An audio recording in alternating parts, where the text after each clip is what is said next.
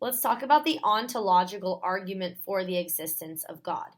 This argument is going to be a way to draw the conclusion that God exists using premises or reasons that appeal to what exists, to reality itself. In fact, the onto in ontological is a Greek word which means existence and being, reality.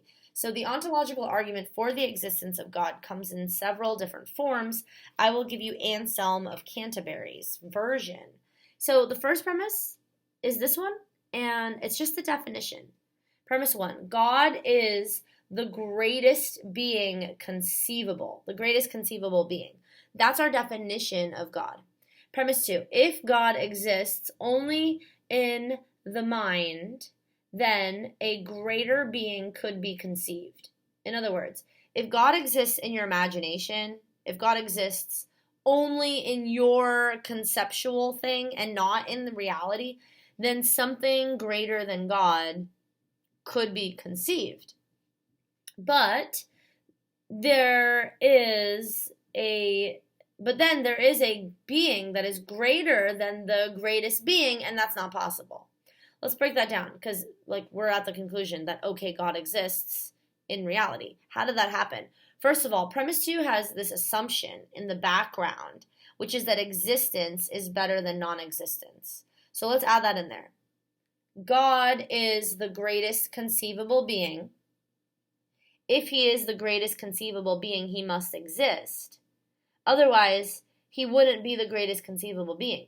If God exists only in the mind and not in reality, then he's not as good as anything that exists in reality. Something that exists in reality is better than something that's just a pigment of your imagination.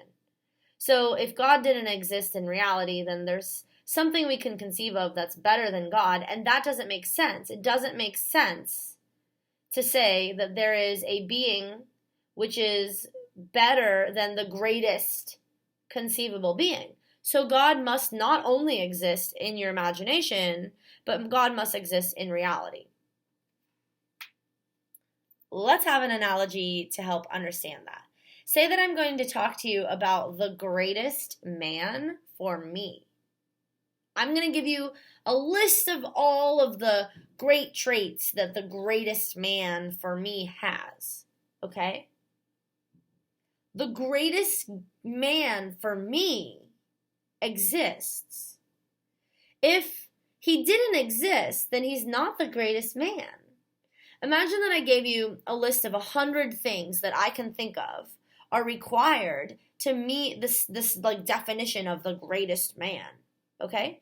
But that guy doesn't actually exist in reality. He only exists in my head. Then isn't it the case that if you found someone who's got only six of the things that I want in a man, but he actually exists, I could actually hold his hand, I could actually go on a date with him, I could actually marry him and have children and be in a family, he's real. Isn't that better than a man who's got all 100 things that I would want, that I can think of, but doesn't exist? Existence is better than non-existence. So the man who's got 100 of the traits that I want and he exists in my head only is not as good as the man who's got 6 out of the 100 things that I want, but he's real and I could actually be with him. So here's the lesson.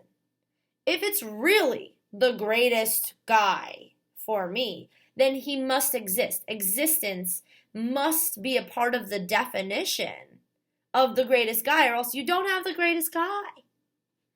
There's an analogy to God. God must exist, or else you don't actually have the greatest conceivable thing. So you define God as all this, all that, all, and you must include that God exists. Existence of God is in the definition when you say that the definition is the greatest conceivable being, or else he's not actually the greatest. So let's bring that lesson to the argument. The ontological argument is saying God must exist in reality and not just in your mind, Because if God existed just in your mind, you could think of something, anything, that is better than God, and that doesn't make sense. So whereas the teleological and the cosmological argument for the existence of God prove that God exists by using empirical stuff, the ontological argument for the existence of God uses abstract thought alone, a priori reasoning. So we go from the definition of God to the conclusion that God must exist.